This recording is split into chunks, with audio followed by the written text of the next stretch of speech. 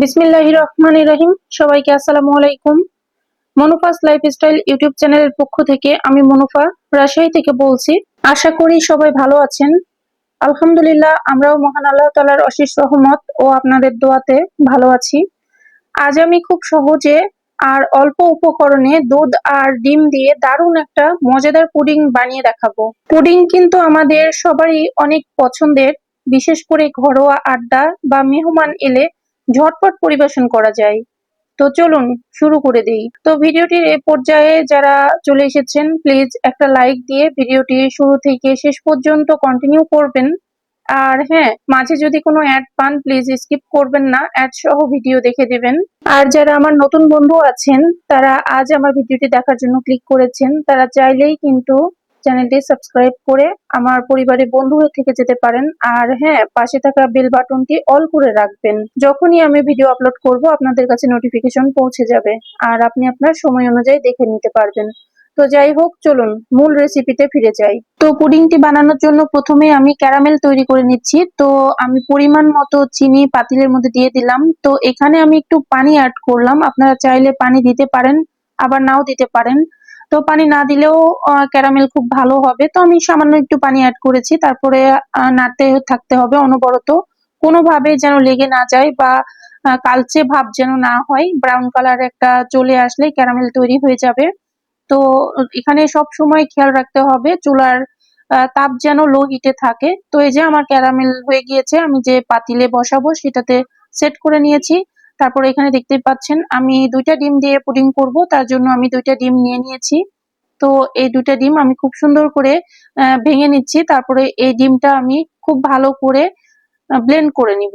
Pudding বানাতে আমি যা যা নিচ্ছি তা হচ্ছে দুধ নিয়েছি, ডিম নিয়েছি, চিনি নিয়েছি আর হালকা একটু ভ্যানিলা এসেন্স নিয়েছি। খুব সাধারণ উপকরণ, কিন্তু স্বাদ হবে একেবারে দোকানের মতো। প্রথমে দুধ ফুটিয়ে নিতে হবে, যেটা আমি অলরেডি ফুটিয়ে নিয়েছি, এটা অফ ক্যামেরায় হয়ে গিয়েছে। তারপর ডিম আর চিনি খুব ভালোভাবে ফাটিয়ে নিব। তো এখানে আমি চিনিটা অ্যাড করিনি, আগে ডিমটা খুব ভালোভাবে ফেটিয়ে নিচ্ছি, তারপরে আমি এই চিনিটা দিয়ে দিব। তারপর ডিম চিনি ভালোভাবে ফেটিয়ে নিব। তারপর ধীরে ধীরে দুধ মিশিয়ে ছেঁকে নিব। পুডিং যেন মসৃণ হয় সেই দিকে খেয়াল রাখবো। তো এখানে দেখতে পাচ্ছেন ডিমটা আমি খুব ভালোভাবে মিশিয়ে নিচ্ছি, কারণ ভালোভাবে ডিমটা ফেটিয়ে না নেওয়া হলে কিন্তু পুডিংটা ভালো হবে না। সেজন্য আপনারা দেখতেই পাচ্ছেন অনবরত ডিমটাকে খুব ভালোভাবে আমি ফেটিয়ে নিচ্ছি। ডিমগুলোর মধ্যে যেন সামান্যতম কোনো গোটা ভাব না থাকে। খুব সুন্দরভাবে ডিমগুলো আমি ফেটিয়ে নিচ্ছি। তো ভিডিওটির এ পর্যায়ে এসে আমার প্রিয় আপু ভাইয়াদের কাছে একটা রিকোয়েস্ট করতে চাই, ভিডিওটি যদি আপনাদের ভালো লেগে থাকে তাহলে প্লিজ একটা লাইক দিয়ে ভিডিওটি কন্টিনিউ করবেন আর কমেন্টে জানাবেন কেমন হয়েছে, আমার রেসিপিটি কেমন হয়েছে সেটা অবশ্যই কমেন্টে জানাতে পারেন। যদি এখনো আমার চ্যানেল সাবস্ক্রাইব না করে থাকেন তাহলে প্লিজ রিকোয়েস্ট রইল, সাবস্ক্রাইব করে পাশে থাকা বেল আইকনটি বাজিয়ে রেখে দিবেন, যেন নতুন নতুন রেসিপি বা নতুন নতুন ব্লগ আমি আপনাদের উপহার দিতে পারি। তো যাই হোক, এই যে আপনারা দেখতেই পাচ্ছেন ডিমটা আমি খুব ভালো করে ফেটিয়ে নিয়েছি, অনেক সুন্দর দেখাচ্ছে। এরপরে আমি এর মাঝে চিনিও মিশিয়ে নিয়েছি এবং চিনিটাও খুব ভালোভাবে ফেটিয়ে নিয়েছি।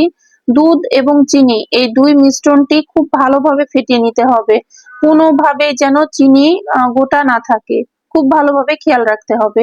তো এখানে আমি খুব ভালোভাবে চিনি এবং ডিমের যে মিশ্রণটা ছিল সেটা আমি খুব ভালোভাবে ফেটিয়ে নিয়েছি, আপনারা দেখতেই পাচ্ছেন। আসলে বাসায় গেস্ট থাকার কারণে অনেক সময় বেশ কিছু জিনিস স্কিপ হয়ে গিয়েছে, একটু অন্যমনস্ক হয়ে গিয়েছিলাম।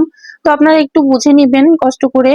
তো এই যে আমি যেখানে ক্যারামেল সেট করেছি যে বাটিতে, সেই বাটিতে আমি পরিমাণ মতো যে দুধ নিয়েছিলাম, 1 লিটার দুধ নিয়েছিলাম, তো সেইখান থেকে জাল করে আমি একেবারে কম করে নিয়েছি, 1/2 লিটার করে নিয়েছি। এই 1/2 লিটার দুধ আমি ক্যারামেল যেটাতে সেট করেছি সেটাতে একটু ছেঁকে দিয়ে দিলাম। তো তারপরে এর মধ্যে আমি যে মিশ্রণটি চিনি এবং হচ্ছে ডিমের যে মিশ্রণটি সেটাও কিন্তু ছেঁকে দিয়ে দিচ্ছি। ছেঁকে দিলে এখানে একটা বিষয় হবে, পুডিংটা খুব সুন্দর হবে, একদম স্মুথ এবং সফট একটা পুডিং হবে, যেটা আমি কি বলবো, নিজের প্রশংসা নিজেই করতেছি, অনেকটা লোভনীয় হয়েছিল। যেহেতু আমি পুডিং করার পর খাবারের পর ভয়েস দিচ্ছি সেজন্য আপনাদের বলছি অনেক লোভনীয় হয়েছিল। তো ক্যারামেল বাটিতে দুধের সঙ্গে চিনি এবং ডিমের মিশ্রণটিও এখানে আমার মিশানো হয়ে গিয়েছে। তারপরে আমি এখানে 1 চামচের মতো ভ্যানিলা এসেন্স দিয়ে দিচ্ছি।